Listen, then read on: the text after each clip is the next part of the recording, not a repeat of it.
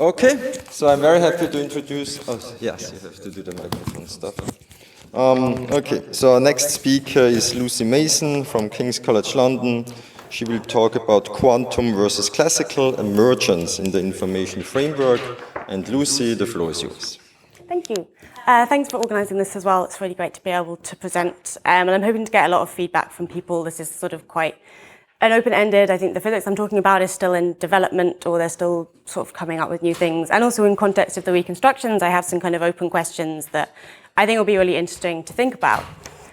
So the idea of what I want to talk about is emergence in the information framework. So we have basically the theory of decoherence, and at least in philosophy, we've taken that as a theory about a kind of sense of emergence of the classical world from the quantum world. And more recently, we've had the work primarily led by Zurich about quantum Darwinism, which is sort of taking this idea of decoherence, specifically environmentally induced decoherence, and putting this in the terms of information theory and showing that by doing that, we can learn something more about decoherence. We have a kind of different definition of what we mean by emergent classicality, which I think is really interesting, and it could be useful for a lot of explanatory projects within both physics and philosophy. So what I'm going to do is lay out what we mean by, what quantum Darwinism means by emergence in the information framework, how it defines classical objectivity and the classical world, which, as we're going to see, there's quite a lot of different notions flying around. And then I want to specifically look at relational quantum mechanics, who have recently started appealing to decoherence as a possible way for an explanation of some problems they have, and kind of assess where that project could be going, whether that's possible, whether they can appeal to decoherence, and kind of generally raise some questions about the way that both quantum Darwinism and relational quantum mechanics are using information in a very different way, and whether or not those ways are compatible. So to start with, or not, there we go. To start with a kind of overview of where quantum Darwinism sits in the picture of decoherence. So we have a kind of standard story about environmentally induced decoherence, which focuses on the system itself. It focuses on the effect of diagonalization of the reduced density matrix when you trace out the environment. And quantum Darwinism is saying that's only half the story. So they want to focus on the environment itself and the observers that are looking at the environment, with the argument that when we look at kind of measurement results, or when we try and understand a system, we never look directly at it. It's always kind of mediated through an environment, and how rich you want that environment to be is sort of up for debate, whether it's an apparatus and then the environment, or you're part of the environment. I put the observers as sort of separate here. That's not a kind of necessary distinction of saying there's something different about the observer. There may be, that's a kind of, you might want to put that interpretation on it and saying there's something about a conscious observer, which is different from the environment, or you could kind of put the observers as just a part of the environment looking at another part. But the idea of this is that this is where the information framework comes in, is we're not concerned with the dynamics of the system, but with what observers can find out and what they can do to the system. So the way that we've understood emergence so far has been through this standard account of decoherence, which talks about the dynamics. So it's talking about we have information is lost to the environment, and then we look at the dynamics of the reduced system, the system that's left over once that information has been lost. And we have this account of emergence, which says, when we can kind of justify saying we have a genuinely classical world, so this is a kind of, not quite a strong sense of emergent, it's still compatible with reductionism, but it's a sense of we're having an ontologically classical world. It's not just a kind of a limit of quantum mechanics, but the world is truly classical. And when we can say that is when we have the instantiation of classical dynamics due to the screening off of negligible effects from lower level details. And there's been a lot of work put into justifying that as a definition of emergence. And then we have quantum Darwinism, which is telling quite a different story. So the kind of overview in words of what quantum Darwinism says is that when we interact with the environment, information is copied. So it's not lost, it's just copied into the environment. And specifically, it's information about observables. So we have to get around the no cloning theory. We can't copy the state, but we can copy information about observables. And these are copied into the environment as records. And from this, we get a pointer basis selected, because due to the nature of the environment, there's going to be one observable that's the most apt to be copied. So that's where the name Darwinism comes from. It's the most apt to survive into and reproduce itself in the environment, with an analogy to natural selection. And so we get an observable singled out. The other important part of this is that there's redundant records. So we have not just one, we have a whole multitude in every part of the environment. And what this allows is that there's multiple independent observers who can each look at just one small part of the environment and get information about the state and about that observable. And I don't have to measure the whole environment at all. I can measure just one part of it, and someone else can measure one other part of it. And we might kind of say, okay, what would our corresponding account of emergence be in this framework? Well, the way that Zurich talks about it is in terms of objective states, which is a kind of response to the superpositions in quantum mechanics, which he sees as the kind of the hallmark of what it is to be quantum, is to have these superpositions, which we don't have in classical mechanics in the same way. I mean, we have them in waves, but we don't have superpositions of positions in classical mechanics. So he wants to have this definition of classicality, which says, well, a state is objectively classical when multiple observers can measure it without disturbing it. So if I measure a superposition, you collapse the superposition. No one else can go in and kind of verify my measurement in the same way, because I've changed the state by interacting with it, by measuring with it. A classical state, I should be able to measure it, someone else can measure it and verify what I found, and we can share an agreement between us about the nature of the world. That means it's objective. So that's the kind of motivation behind quantum Darwinism and what's doing it. But the way that it's kind of spelt out in more detail takes a slightly different approach, which is in terms of mutual information. So mutual information, we're defined here in terms of von Neumann entropies, as the difference in the von Neumann entropies between the systems on their own and the joint system of the environment and the system together. I've put F here as a fragment of the environment, indicate that when I'm an observer measuring, I'm only measuring a small fragment. That's very important to the theory. And the kind of rough intuition of why mutual information is a suitable measure to quantify this objective states is that mutual information is supposed to quantify the amount that one system can know about the other. So how closely correlated the two systems are. Is there a kind of, if you sort of think in terms of sort of Shannon entropies and the kind of number of different configurations, is there a kind of perfect configuration match on one end for the other, such that there's a one-to-one match between what the fragment is and what the state is? So there's a direct correlation. So that's the kind of motivation for saying, well, this is a way to get a handle on when the environment knows about the state and when it's copied this information reliably. And from looking at mutual information, what they found is that there's this plateau in mutual information. So this here on the horizontal axis is the fragment of the information that I've measured, of the environment, and then the mutual information on the side. And we show that if I measure just a small part of the environment, I can very quickly get all of the classical information. So this relates to the kind of fundamental difference between classical and quantum information, is that there's the limit in a classical system for mutual information is the entropy of the system, just one system on its own. You can't go above that. So they can only be perfectly correlated with each other.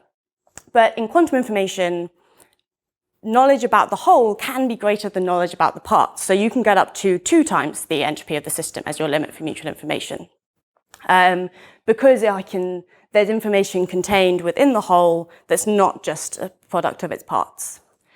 And what they show is that if I measure fractions of the environment, I can get that limit of classical information fairly quickly just by measuring a small part. But I can't get back the full information about the system and the correlations with the environment unless I measure the entire environment. So the argument being that if I'm an observer, I'm necessarily a kind of local system looking at just a part of the environment. I can get back that classical very easily. I can just measure a small part, I get the classical limit. But I can't get the quantum limit. So that kind of information it's there, but it's dissipated so widely that it's sort of unmeasurable to a classical observer. Okay, so taking a step back, I want to kind of think about what are we talking about in terms of emergence here? We started with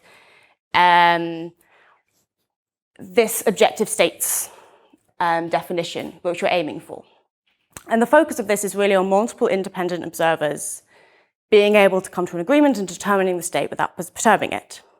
And then we have this kind of formulation in terms of mutual information, which is much more about the applicability of classical information, which is, I'm just sort of loosely putting that as a kind of a way to refer to the fact that we have this limit of classical information and the information I can get from the system, so I can treat that information as if it's classical.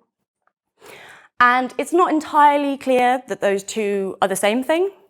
You know, saying that I have a classical plateau is relying on an interpretation of mutual information, which is not uncontested. There's various different ways to say, oh, what does mutual information really mean? How does it relate to observers and their measurements?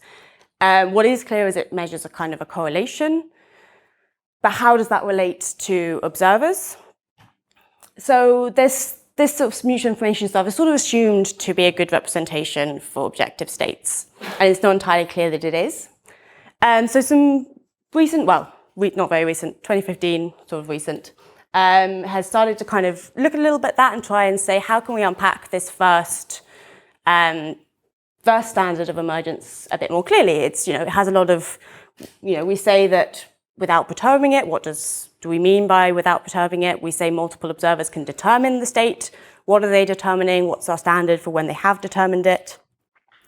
And so this paper by Brandau, Piani, and Horodecki is kind of separated into, actually, there's two things going on in that statement.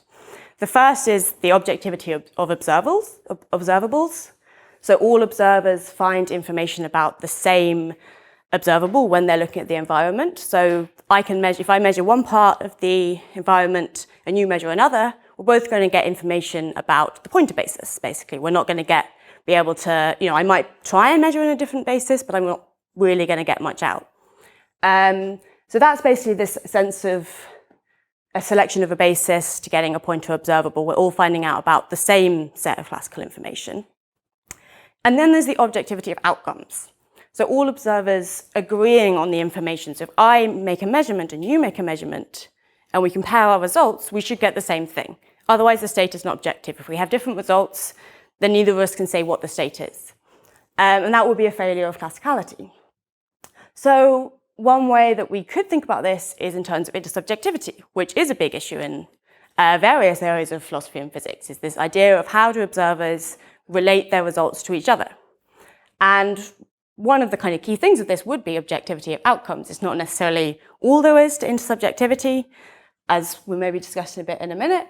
But it is a kind of important sense that when we measure an observable, we don't just measure the same observable, but we get the same result for it. So moving on to, unpacking this in a bit more detail. So we've already sort of talked about the first. The objectivity of outcomes is not fully sort of proved. There's no kind of guarantee that you're going to have this. We can show, they've used kind of results to show that we do get an objectivity of observables. We can have the basis selection, that's fine. But the objectivity of outcomes, if we want to kind of show that all the different observers get the same outcome, we're relying on kind of modeling the system as a communication channel made up of a POV measurement, and they kind of look at guessing probabilities for the different observers, and they show that if you make a variety of assumptions about the observers and about their knowledge of the system and what the point of observable is, as well as about the actual nature of the interaction. So you have to characterize the interaction as a particular kind of POV measurement, which has certain probability distributions. Then you can kind of show that they're likely all to get the same result when they measure. But that's highly conditional on a lot of things. It's not kind of just a feature of quantum mechanics. It's very conditional on the nature of the interaction, the specifics of what's going on, and various other things. So relating this all now to the second standard we had. So I sort of talked about mutual information and various different definitions of that going on. And one thing that is clear is that mutual information is going to relate to being able to access the classical subset of the total information. So that's where we have the classical plateau, is that we saw that that plateau is at the classical information limit. So that's a kind of clear indication that we're getting only classical information out of the system. And sort of noting how I've talked about mutual information, there has been work as well to show that it's not just mutual information. Other information measures use this. So looking at accessible information by looking at the Hollywood bounds and sort of other maximum limits on the accessible information. Accessible information is more closely related to results an observer gets out, in terms of that's literally what information is accessible to an observer. And we find that all of these measures have similar plateaus at the classical limit. And so what this kind of really tells us about is the fact that all we can measure is an observable. So I can't get full information about the quantum state. I can only get it about a specific observable and classical information about that observable. So all that relates to is the objectivity of observables, but it's not telling us anything about the objectivity of outcomes.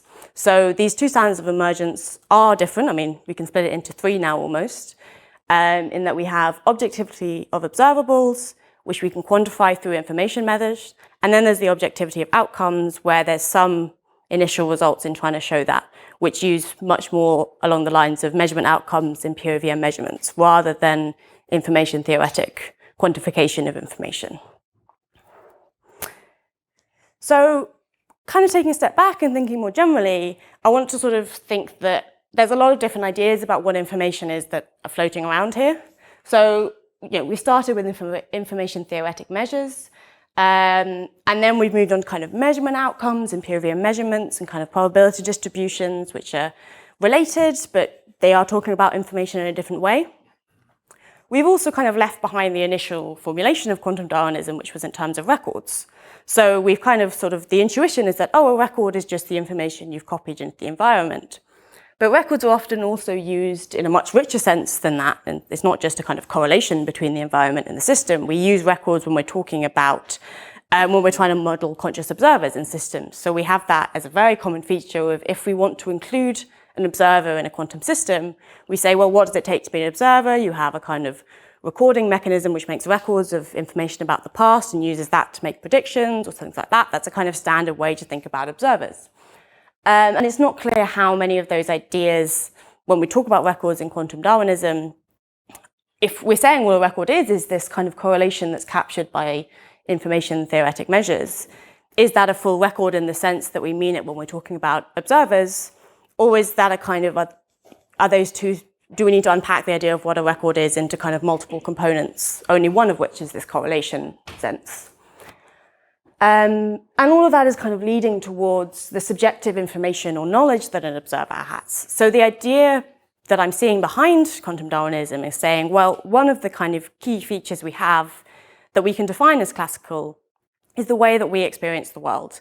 And also our experience as observers who perform measurements, who get outcomes, who sit around in rooms of scientists and discuss those outcomes and come to conclusions. And trying to say, well, we know that information kind of works differently in the quantum world, so how can we derive this classical information sense that we're familiar with from quantum postulates? And that's the kind of motivation behind it.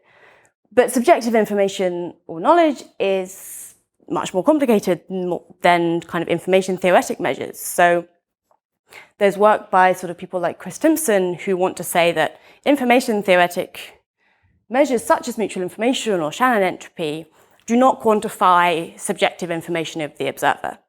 That knowledge goes way beyond correlations you can find in a measurement.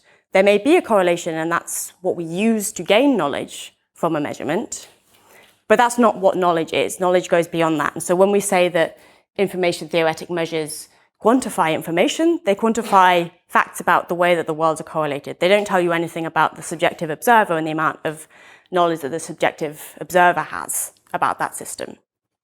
Because that's much more kind of inferential knowledge in the sense that I can look at a correlation, I have a whole background knowledge of the environment, the system, the measuring apparatus, quantum mechanics, all of the science that I have, which I look at and I see a kind of dot on the screen and I say, from that little dot, I can learn a huge bunch of things. And that's going to depend on my knowledge. And not on anything objective. Different observers will have different background knowledge and might take different conclusions. If I bring someone in off the street who's never heard of all of this equipment, they'll have no idea. They won't learn anything from it. So the information theoretic measures only kind of quantify the way that that dot is correlated to something else, and none of the kind of background conditions that come with it. So that's a kind of array of all of these different ideas that are going into decoherence, but the kind of overall picture is that we're trying to start with correlations on the quantum level, and from it derive upwards to get the classical world of observers learning things about the world through measurement. So I now want to move on to relational quantum mechanics. and a recent problem that's been discussed about intersubjectivity among observers, which they've kind of appealed to decoherence, or are starting to appeal to decoherence, as a potential way to solve this. And so just to kind of lay out relational quantum mechanics and the kind of core ideas behind that. So the basic idea is that if I start with a state, so phi1 in this case, and say that is the state of a system, so I'm an observer looking at that system, that's how I describe it. So I've had some interaction in the past with the system to tell me how the state was prepared, that it was prepared in this superposition. If I then interact with it, I'm going to get a result. And this doesn't need to be a kind of collapse of the measurement postulate. So relational quantum mechanics says there's no such thing as kind of collapse, because the wave function is not an ontological thing. It's not a part of the world. It's just a description of my information about the system. So my information before the interaction was just that I knew it had been prepared in the superposition state. When I interact, I get a definite outcome that's relative to me. So it's either up or down. And then we get the kind of relational aspect, is that we need to emphasize that this is relational only to me. So that has an outcome relative to me. But a third observer, so system 3 in this case, they're watching me do this, and all they see is they also know that the state was prepared in a superposition. They watch me interact with it. They know that I'm going to kind of react in this sort of linear manner and get the superposition of my results. But they don't have a definite value of which result I got. So their state of description is still in a superposition. And that's a genuine description of the world. So the idea is that all knowledge is relative and all states are relative. So I interact and get a result relative to me, and that's a kind of ontological event. There's an event ontology behind this. But relative to the system over there, both me and that system are now in a superposition. And this is all relative. So we could then come across a problem in relational quantum mechanics. By the way, we're using RQM as an acronym for this, which seems to be common in the field when talking about it, not to be confused with relativistic quantum mechanics. So we come across a problem is that when I get a result, I get a result for system 1 with respect to me, system 2, I say it's spin up. And system 3 thinks I'm in a superposition of up and down, along with this system which I'm entangled with. And if system 3 then comes along and measures me, by the same rule, they can get probabilistically I'm either up or down correlated to the system being up or down as well. But there's still a genuine possibility that they could get that I'm in a state of down and the system is in a state of down. I've measured down, even though my original measurement said that I was up, or the system was up. And because all information in relational quantum mechanics is relative and all states are relative, they're correct about that description. They can find that their superposition is as real as my result. That superposition, even though it's not ontologically real, it's still a valid predictor of probability. So there's always the probability of half that they're going to see that I have the result opposite to the one I originally found. So this is a kind of standard Wigner's friend style paradox, which is made particularly weighty by the fact that in relational quantum mechanics, these relative states, are really fundamental, that they're really what the theory is about. That's kind of what the world is made up of. So this has troubled people, and sort of Adlam and Ravelli have come up with a solution of this, where they've decided to introduce a postulate to the principles on which relational quantum mechanics is based, which is across perspective links, such that it basically stipulates that if a third system is to come along and measure me after I've performed a measurement on system 1, they are going to find that they are going to measure me with the result that I originally got. There's just going to be a correspondence. If I measure up, system 3 will also get up as a result. So this has just sort of come in and just said, there is a problem. It is a problem. We don't want that. We don't want to have these kind of overriding of results. So we'll just postulate in terms of our information postulates that there won't be that problem. So you may be thinking this is a little ad hoc. It's a little bit coming out of nowhere. And I think they are aware of that. This is not this is the final form of the theory. The idea of it comes from, the theory is a reconstruction. It's founded on principles of information. So it seems logical to say, we can introduce a principle of information such that there are cross-perspective links, but it is somewhat unsatisfying. But it is necessary because, so Emily Adlam's written about this, talking about how if you are to have empirical confirmation in science, it requires intersubjectivity between observers. I need to be able to actually report my result to someone else. And the whole discovery of quantum mechanics relies on that. So I can't just kind of wave my hands and say, oh, it doesn't really matter. We need to be able to communicate science to each other. So we must have some way to guarantee that I can report my results. So what they've kind of all recently done, so what they've kind of said as a way to get around this, they've kind of acknowledged that it's a little bit ad hoc and we're looking for another solution. So they've kind of said it would be great to derive this from decoherence. They haven't kind of put forward a theory of how, but they've just said it would be better to do it that way, while we just put this postulate in the meantime. So I want to kind of assess whether that would be possible. What would it take? And relating that particularly to quantum Darwinism, because Darwinism uses this information framework, it seems far better suited to answer this kind of question than something like dynamical emergence from quantum decoherence, which focuses on the effect of diagonalization of the density matrix. Quantum Darwinism starts the question in terms of information, and so it seems a lot better suited to this kind of problem. But there are some problems with this, and what I want to say is that the way that quantum Darwinism uses information is just different from the way that relational quantum mechanics uses information. Mainly because quantum Darwinism starts with the idea that the superposition is a fundamentally quantum thing, which we want to, through decoherence, get rid of. Relational quantum mechanics does not have superpositions as any of its fundamental postulates. So it has superpositions in the wave function, but the wave function is not ontological. The wave function is just a description of knowledge. So I might say something is a superposition because I don't have a state relative to it. But if I ever try and interact with that system, it will either have one or the other outcome. I will never be able to interact with something and find it in a superposition. And that applies on all levels. So this isn't, when we're talking about observers for relational quantum mechanics, it's not dependent on macroscopic observers in the sense we might think about observer. It's any interaction between any system. So I could have two photons of passing by each other, a scattering event of a photon of an atom, that counts as an interaction, whether or not it's decoherent, whether or not there's records, regardless of any qualifications we might place on that, we will get one definite result. And the superposition, the whole idea behind decoherence was that the superposition is placing limits on what an observer can find out, observer in the rich sense of you in a lab. And so the aim of quantum Darwinism was to kind of eliminate those different sets of information to get back the classical sense of information. But because relational quantum mechanics starts from a very different definition of what it means to be an observer who gets a different definite outcome, it's not clear that these two are compatible. So relational quantum mechanics sort of has this two different senses of information going on. So on one hand, we've got the idea that there's observers who see a definite outcome. And so all that, when I'm talking about interacting with a state, I get a definite outcome, regardless of what I am as an observer. And then there's the additional stipulation that to be an observer, all you have to do is be a system which interacts with another system. There's nothing about you, your size, how complex a system you are, any system will do.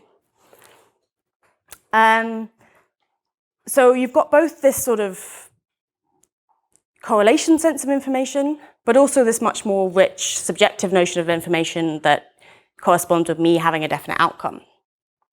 So some quotes to kind of make this a bit clearer. So this is from Rovelli's original 1996 presentation of relational quantum mechanics. So he says, information is just a word to denote the relational character of every contingent assertion about values of physical quantities or states of systems. So he's saying, like, when I'm talking about information, I just mean that when you measure and get a result, that's relative to you and not to anyone else. It's information relative to you. It's not kind of objective, ontological part of the world. So that's the sense in which we have observers interacting. And then we also have, he says very clearly, information is correlation. The notion of information employed here should not be confused with other notions of information used in other contexts.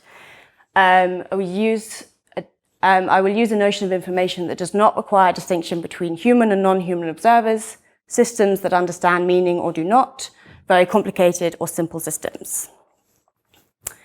And one kind of final quote to kind of acknowledge that there is this kind of duality in what we're talking about with information, and Rovelli and indeed Emily Adam in the kind of paper they wrote together are aware of this kind of dual use of information.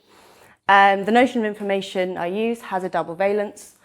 On one hand, you have, I want to weaken all physical statements that we make, not the spin is up, but we have information that the spin is up relative to you, which leaves the possibility open to the fact that someone else has different information.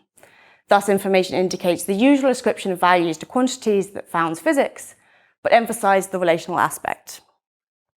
On the other hand, this ascription can be described within the theory itself as information theoretic information, namely correlation.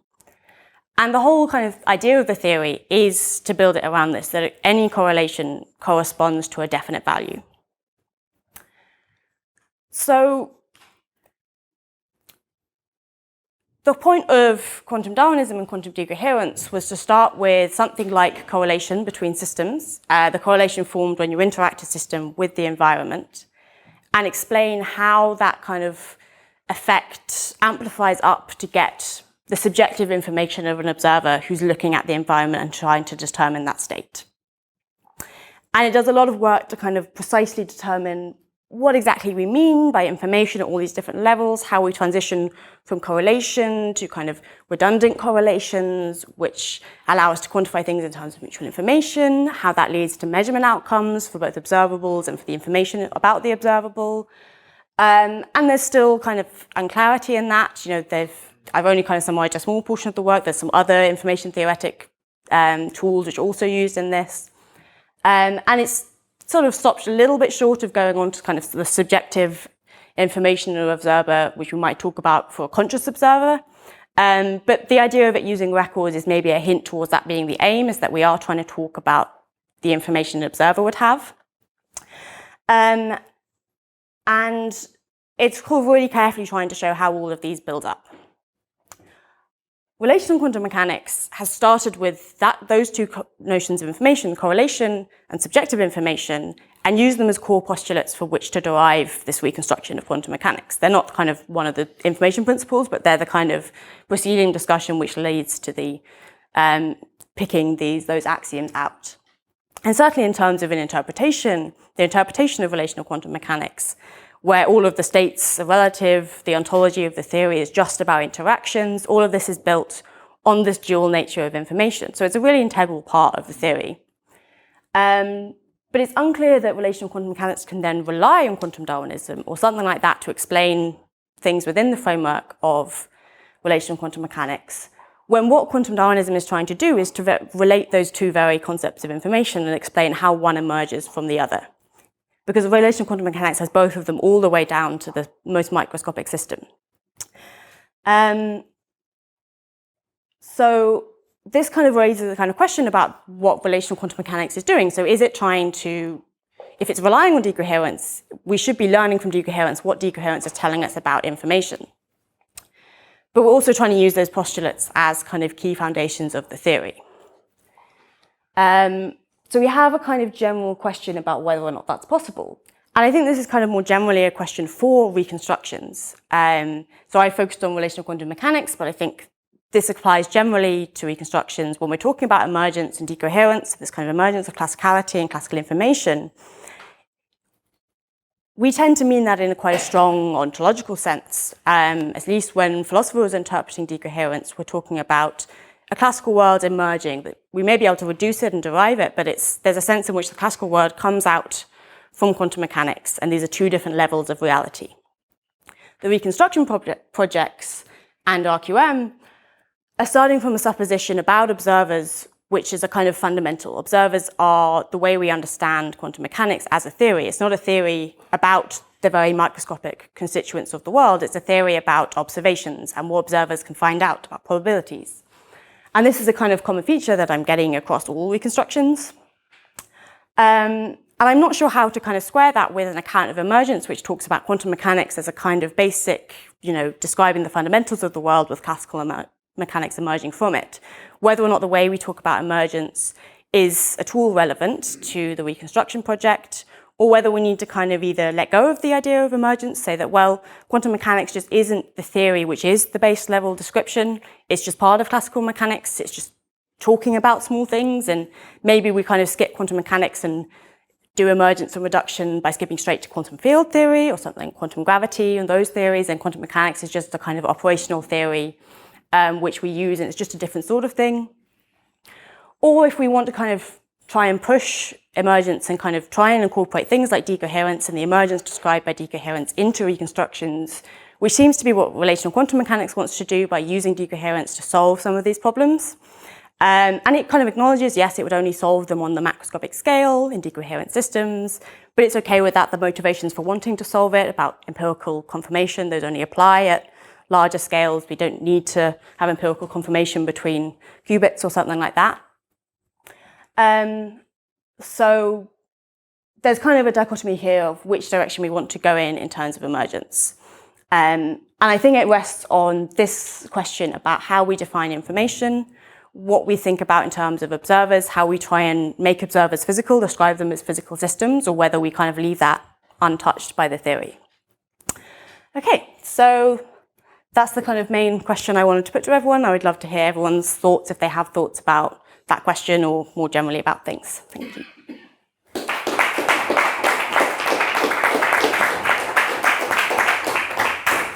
Okay, thank you so much for the talk. We have time for questions.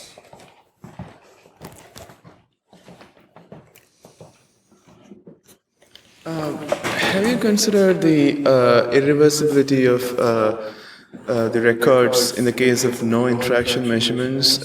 Suppose we have two arms in the interferometer and we put a detector in one of the interferometer, one of the arms of the interferometer, and we don't see any detection there. Then we can infer that the photon or whatever particle we send in a superposition was detected should have been in the other arm. I mean, the Copenhagen approach might say that this record creation based on inference is not reversible in the same way as any other measurement is not reversible.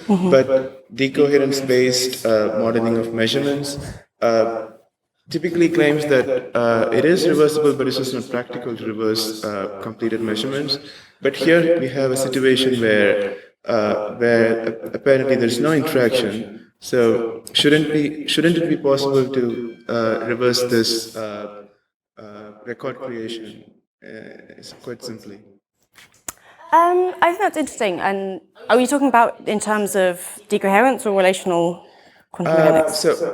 I mean, I'm just trying to set up the experiment in an interpretation-free manner, and then trying to compare the two interpretations. One is Copenhagen and Averatian kind of interpretations for the same setup. And then it seems that Copenhagen approach might say that this is not reversible, even though we made a detection based on inference. We didn't have any interaction between the I mean, I'm assuming that there's no environment for the moment, even though there's no interaction between the particle and the set measurement device.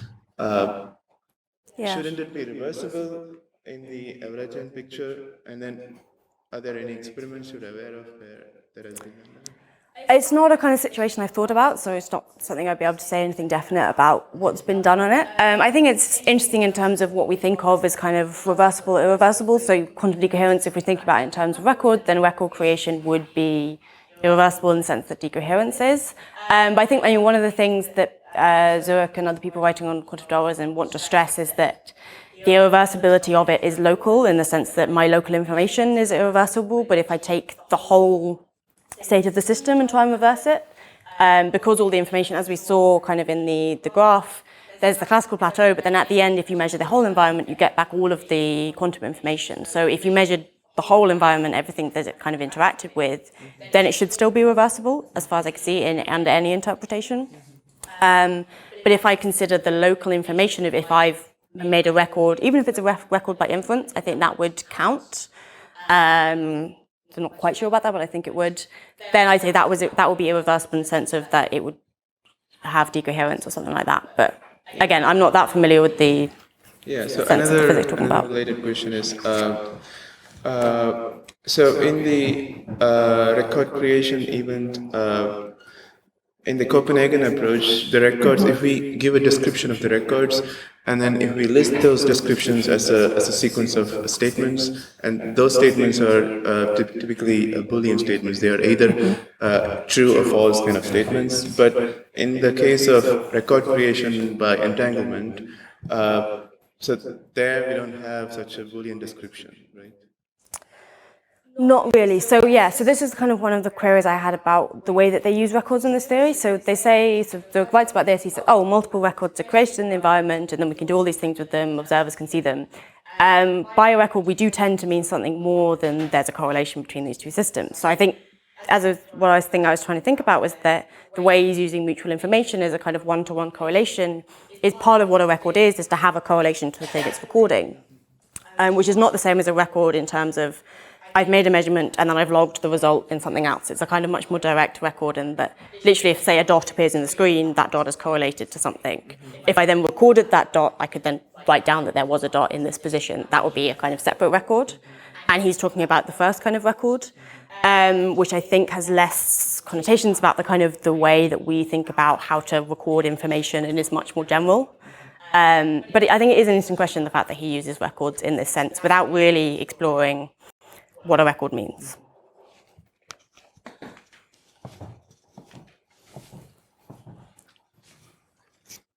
Thank you for the nice talk. Could you go back to slide 2? Slide 2. So in the case of quantum Darwinism, is there any interaction between the records and records of records? Or do you discard them to get decoherence? As in records of records in terms of the records an observer makes, or kind of just... So the environment-induced records. Yeah, so I think, so the idea of the record is literally just the record sort of is the environment itself. So the environment interacts with the system and they model the environment, at least in most of the early models, as a set of n two-state systems. You know, say the system is a kind of atom which could be a spin up or down, then the environment could be a set of atoms which have a kind of excited or ground state which could correspond to up or down. And each individual part of the environment interacts with the system and is correlated. So more recently, they've tried to look at models of the environment where the environment itself is self-interacting, it's entangled with itself and stuff like that. So I think there is that idea, but the current models mainly work with the idea of just each part of the environment is essentially interacting, creating a record, and it just does this redundantly, and that kind of redundancy is what brings about decoherence. And then so there's not really exploration of the idea that the environment, this part of the environment interacts with the system and then it interacts with this part of the environment and kind of so on to get a kind of chain reaction of creating records. I think if in a realistic model of an environment, that would be a feature, but it's not been considered explicitly that I've seen. Okay, so in some sense you are, in quantum Darwinism, you consider a closed system, right? So the environment is part of that closed system, and that's yes. not interacting with the rest of the universe. Yeah. Okay, thank you.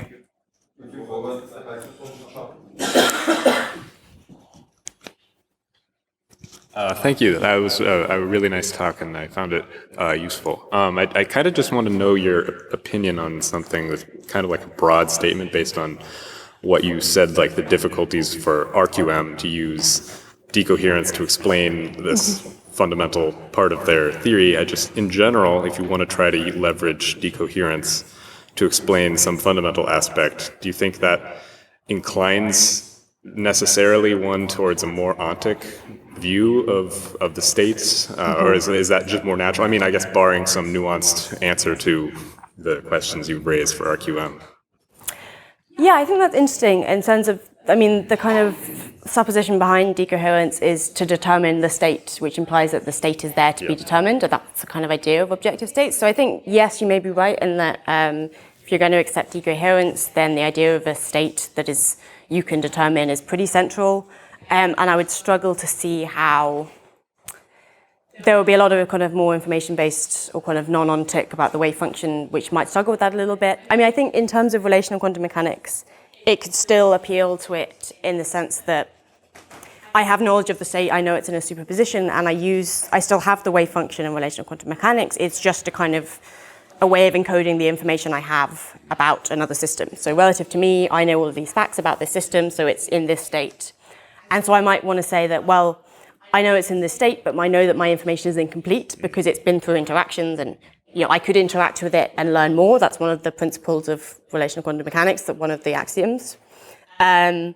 So in that sense, I could say, well, I want to determine a more precise state based on more information. And so that wouldn't have to be ontological. And I could then potentially say that my understanding of decoherence is to determine a more precise state. And so it's less objective state, but more of a kind of more complete informationally. Thanks. Okay, so in your talk you discussed a topic that is, or a question, that is relevant to all of the talks, right? Namely the question is, what is information? As you mentioned, Chris Timson has written a book about it, right? We still don't know what is information. I guess we need to ask this question more fine-grained manner, right? What does interpretation of quantum information mean in the context of a specific interpretation of quantum mechanics? So cubists have a different understanding of information than, for instance, relational quantum mechanics. You discussed relational quantum mechanics. Could you show me the slide 17 again?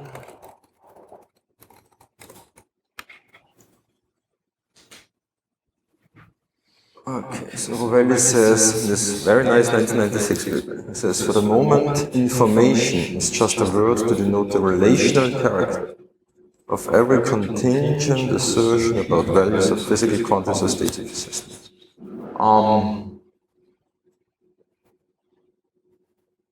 What does every contingent, do you have an opinion on this? What does every contingent assertion mean in this context? Like everything that could be possibly said about something, but information does not comprise everything that could be possibly said, right?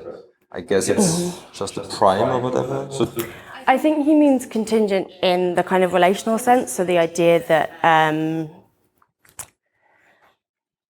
it's contingent in the sense that my information is complete, so it's kind of based on the information that I have, contingent on that information, I could make an assertion about the state saying it's in a superposition. And he's kind of claiming that that is information rather than a description of something ontological about the state. So that's kind of emphasizing this idea that the wave function is an encoding of information from the perspective of yourself or an observer or any system relative to another system rather than anything fundamental. So when he's sort of saying that instead of saying this system has a physical value relative to me, even, or, I think it has this state, he's saying that when I make assertions about states, it's basically just contingent on the information that I have. And it's not a kind of complete description of the world. When I say it's in a superposition, doesn't mean it's in a superposition. It means that it's in a superposition relative to me. And it's contingent in that sense, I think.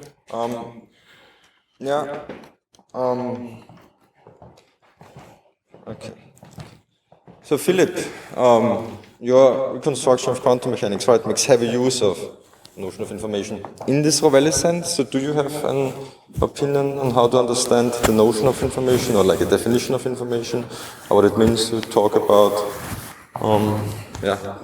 contingent? I don't think I have a very precise answer to this because I guess I took a slightly different, a somewhat broader point of view on this than maybe Carlo does in his old paper, although I was inspired by this paper very much. But, as I tried to explain in my talk yesterday, I take a somewhat operational point of view on information, and so in that sense, I think I depart a bit from Rovelli's notion here, where he's really talking about it. I guess that this is some, contingent assertions. I guess he even refers to that for any two systems or something like this, whereas in my case, the observer is actually an agent, and that's also the reason why Carlo, he likes the reconstruction, but is in fact not entirely satisfied with it, because he wants to have a reconstruction that doesn't have such an agent. And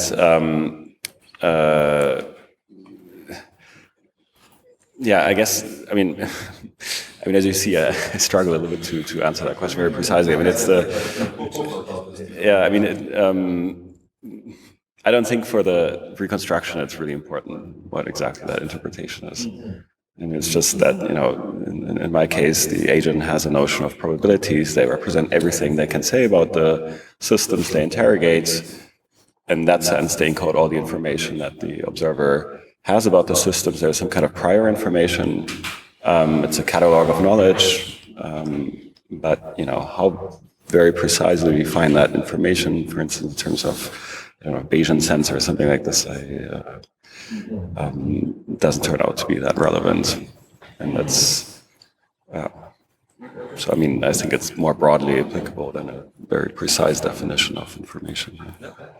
Do you think, sorry if you don't mind me quizzing you, it's supposed to be asking me questions, but do you think, would you want to appeal to something like decoherence or talk about emerging classicality within your interpretation, or just kind of avoid that question? Well, I would say my reconstruction is not an interpretation of quantum theory. So for me, decoherence is not, for what I'm doing there, I don't need it. But if you want to somehow explain where this agent comes from a more fundamental picture, maybe then you would want to invoke something like this. But for instance, the one thing I don't do in that reconstruction is talk about different observers and how they might or might not agree on something. And for instance, that's something that Carlo Rovelli in that paper, where he says, one of the core characterizing features of quantum theory would be somehow some kind of consistency between different internal observers' perspectives. When I started, so I was very motivated by that this paper, and when I started out, I wanted to make sense of that statement and see whether one can actually turn that into some characterizing axiom. And the more I thought about it, the emptier I found it. And the reason is that if you want to, link different observers' perspectives, basically you have two options. One is you have somehow an external reference that tells you which, view on the world for one observer is the right one to connect with another one, but that would, of course, entirely defeat the idea of relational quantum mechanics, so that can't be the solution. And the other option is you have somehow something that's a neutral but global structure, a perspective neutral structure, in fact, that you can use to link actually between different perspectives that by itself is not actually sort of an observer's perspective. And that for me has been, in fact, the whole motivation for developing this quantum reference frame program. That's also something I'm involved in. That's kind of an answer to that, but it's not a characterizing feature of quantum theory. In fact, it's something that you can do classically as well. So that's what Rovelli says there, that this is somehow a characterizing feature of quantum theory, is a misconception. It's something that by itself is kind of empty, actually. Okay, thanks. Thanks for the fascinating talk. On the cross-perspective links point and Adlam's and Rovelli's response to that, I was wondering if you can say a bit more on this, because I'm not sure that works. So you described this simple case where you have the inside observer that observes a definite outcome, and according to the outside observer, it's still in a superposition, but when the outside observer asks the internal observer, then they should get the same result. So one question is, what are the assumptions if the outside observer measures in a superposition basis? If it's not measuring in a record checking basis, but it measures in a superposition basis, what happens to the internal observer's memory? And then the second point is, I think that even in the simpler case where the outside observer doesn't measure in where it does measure in the record checker, but the memory state sometimes has to swap. So in a way, I mean, this is in part contained in some of Bruckner's results on the persistence of the memory of Wigner's friend, but it's also in a way, I think, contained in what I presented yesterday, because the memory state that Wigner checks of the internal observer can be seen as an additional variable that gives predictive advantage over what Wigner knows before he interacts with the friend. And I showed that this only works, you can have this predictive advantage not without violating reliable anti-subjectivity, unless you give up signal locality or something like this. So it seems to me that something goes wrong here, but I'm not sure. Maybe you have some insights on this. Yeah, so I have lots of thoughts about the cross-perspective links, and that I don't think it actually works the way they think it does, but I don't really have a very good way to argue that, which is why I haven't spoken about it. So they, according to Ravelli and Adlam, they're quite clear that they think that you could still get interference effects if you measure in the non-record basis, based on the fact that the superposition they have in their wave function, you sort of say, well, all information is physical, so that's an accurate prediction of a predictor of what's going to happen. So if they predict that you could measure in a superposition basis and such, they will get an interference effect or whatever. And that's based on the idea that, so the principles which RQM is built on is there's first of all that you can always find out new information about the system, but also that there's a maximum amount of information. So if you learn something which contradicts an old thing, you can also destroy information. So if you learn something new, it can shunt something out. So the idea with that measurement would be that if the third system measured in the interference basis, it would destroy information about the initial measurement, so it would kind of reset the state relative to the third system. And also if you're measuring, the interaction would be with the system, so it would reset it back to a superposition. So the definite result they had between systems 1 and 2 would not persist through that interaction, it would be kind of overwritten. I mean, there's some question on that in sense of well, what about if I'm system 2, so I originally had that definite outcome, what about my predictions? I don't think that their theory can account for that, which was a critique I'm trying to develop, but I think it relies on relational quantum mechanics isn't very clear about predicting for yourself because you never model your own states. I don't have a wave function of myself. I only have wave functions of states relative to me. So it's unclear, and I'm not sure what someone like Ravelli would say about that in terms of the theory, about whether I can make predictions about my own outcomes. Yeah. Okay. Okay. Yeah. Okay. So in that case, yeah, then that's relying on that to be able to use the cross-perspective links, is that you can't make predictions about your own state or your own what would happen to you in an interaction, which I think is a little bit contradictory in the sense that if I'm going to interact with the system and get a definite result, I have to at least specify, am I looking at a particular basis? Otherwise, I can't say, I just look at a system and get any old result. I think you have to be able to say some sense of I'm interacting to look at spin or something like that, which requires you to have some information about yourself. But I'm not sure, so that would be my kind of general thought about it. I'm not sure that answered all the parts of your question. Yeah, thanks, that's helpful. Cool.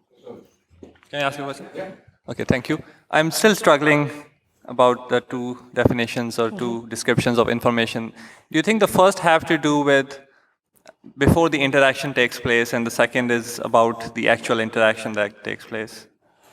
Yes, so the first is about the idea that the wave function encodes the information that I have. So the idea that when I say that when I describe the state of a system, I assign it a wave function that can be in a superposition, or it can say, no, this system is up. I've interacted with it and got the up answer. That's to do with the kind of the information that I might say in words about what the system is, while the second one is about what's physically going on, which is just that I've interacted with the system, and he wants to say that because he wants to say that any interaction counts, he has to say, well, it's not just the kind of measurement where I would get a result in the kind of way we might be familiar with, it's any interaction. So any interaction is a correlation, so any correlation between any system gives you a definite outcome, basically. Yeah, thank you.